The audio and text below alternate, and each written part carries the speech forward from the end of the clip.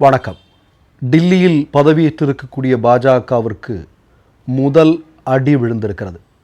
முதல்ல ஒரு பாஜக எம்எல்ஏவினுடைய வீடியோவை பாருங்க. या तो खाली कर देना इसे 2-4 दिन में, नहीं तो बहुत बड़ी कार्रवाई होगी, फिर आपका पूरा जीवन लग जाएगा उस कार्रवाई में.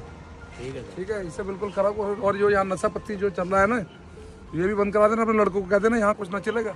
नहीं हमारे यहाँ और मैंने आपको बता दिया सरकारी जमीन है, किससे खाली चाहिए भाई, नहीं तो फिर जेसीबी लग जाएगी. आप इसको बोला लेकिन ये मानता भी तो नहीं है. क्या नाम है तुम्हारा? जगह घेरता है. नाम क्या तुम्हारा? मेरा अब्दुल रहीम है. अब्दुल भाई, यहाँ जेसीबी लगा दूंगा, सारा ये सब उड़ जाएगा 1 सेकंड में. आप ये सरकारी जमीन में बैठे हो, आप डीटीए की, भारत सरकार की जमीन है, किसी की हिम्मत नहीं है कि यहाँ कब्जा कर ले. तो आपको मैं समझा रहा हूँ पहले प्यार से, भाई के नाते, ये 2-3 दिन के अंदर समेट लो अपना, नहीं तो जेसीबी बुलाऊंगा एकदम, सब कर दूंगा तामझाम पूरा एक तरफ. ठीक है, ठीक है ना, आप कार्रवाई होगी. ठीक है सर. वो भाई பட்பல்கஞ்ச் என்று சொல்லக்கூடிய இடத்தில் பாஜகவினுடைய எம்எல்ஏவாக தேர்ந்தெடுக்கப்பட்ட ரவீந்தர் சிங் லேகி என்பவருடைய வீடியோவை தான் நீங்கள் பார்த்தீங்க. அவர் என்ன பண்ணியிருக்கிறார் அப்படின்னா, அதிகாரம் கிடச்சிருச்சு இல்லையா, அதிகாரம் கிடச்சா அது பாஜகக்காரங்களுடைய நிறமே வேறு அப்படிங்கிறத டெல்லி மக்கள் இன்றைக்கு உணர துவங்கி இருக்கிறார்கள். அதிகாரம் கிடைத்ததும் அந்த வழியாக போயிருக்கிறார்.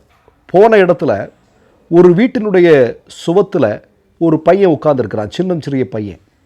அவங்ககிட்ட நீ எங்கேருந்து வர அப்படின்னு கேட்டிருக்காங்க. நான் பக்கத்து தெரு தான் அப்படின்னு சொல்லியிருக்கிறான்.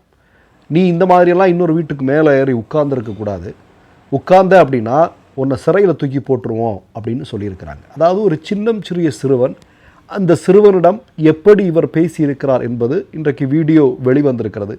பாஜக அதிகாரத்திற்கு வந்தால், இவர்கள் கைகளில் அதிகாரம் கிடைத்தால் மக்களுடைய நிலைமை என்னவாக இருக்கும் அப்படிங்கிறதுக்கு ஒரு சிறு உதாரணம் இன்னைக்கு டெல்லி மக்களுக்கு கிடைத்திருக்கிறது. இந்த வீடியோ வெளிவந்ததற்கு பிறகு நீங்கள் பார்த்தீங்கன்னா சோஷியல் மீடியாவில் எல்லாமே அங்கே இருக்கக்கூடிய மக்கள் இந்த எம்எல்ஏ உடனடியாக ராஜினாமா செய்யணும் அப்படிங்கிறத வலியுறுத்தி ஒரு மிகப்பெரிய கேம்பெயின் போயிட்டுருக்கு. துவக்கத்திலே உங்களுக்கு தெரியும், இதே மாதிரி ஒரு எம்எல்ஏ டெல்லியில் இருக்கக்கூடிய மிக முக்கியமான ஒரு இடம் இல்லையா, முர்ஷிதாபாத் என்று சொல்லக்கூடிய இடத்தை சிவகிரின்னு மாற்ற போகிறோம், இதுதான் எங்களுடைய முதல் திட்டம் அப்படின்னு சொன்னாங்க. அதையே டெல்லி மக்களுக்கு அந்த அதிர்ச்சியே தாங்க முடியல.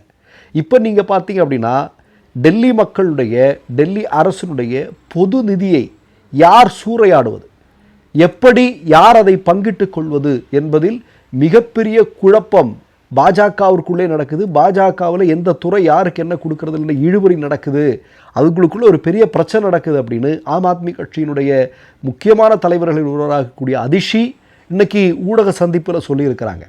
நான் என்ன சொல்கிறேன் அப்படின்னா, டெல்லியினுடைய மிக தனித்துவமான விஷயம் என்ன, இந்தியாவினுடைய பல்வேறு மாநிலத்தை சார்ந்த மக்கள் அந்த இடத்துல இருக்கிறாங்க இல்லையா, பல மொழி பேசக்கூடிய மக்கள் இருக்கிறாங்க, பல மதத்தை சார்ந்த மக்கள் இருக்கிறாங்க.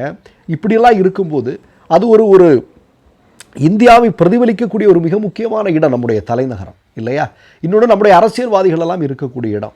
அங்கே இருக்கக்கூடிய மக்கள் நிச்சயமாக நம்ம எல்லாம் என்ன நினச்சிட்டு இருந்தோம், அவங்கெல்லாம் கொஞ்சம் கவனமாக இருப்பாங்க, உஷாராக இருப்பாங்கன்னு நினச்சோம். ஆனால் என்ன, பாஜகவை இன்றைக்கு தேர்ந்தெடுத்திருக்கிறார்கள். அந்த தேர்ந்தெடுத்தது சரியில்லை அப்படிங்கிறது முதற்கட்ட நடவடிக்கையிலே தெரிஞ்சிருக்கு. இன்னொன்று மிக முக்கியமான ஆம் ஆத்மி கட்சி கொண்டு வந்திருந்தக்கூடிய நலத்திட்டங்கள் பலவற்றை இல்லாமல் ஆக்கியிருக்கிறது, அதற்கெல்லாம் தடை போட்டுட்டாங்க. ஆனால் உங்களுக்கு நல்லா ஞாபகம் இருக்கும், தேர்தல் பரப்புரைக்கு செல்லும்போது அந்த திட்டங்கள் எல்லாம் தொடரும் என்று சொன்னார்கள்.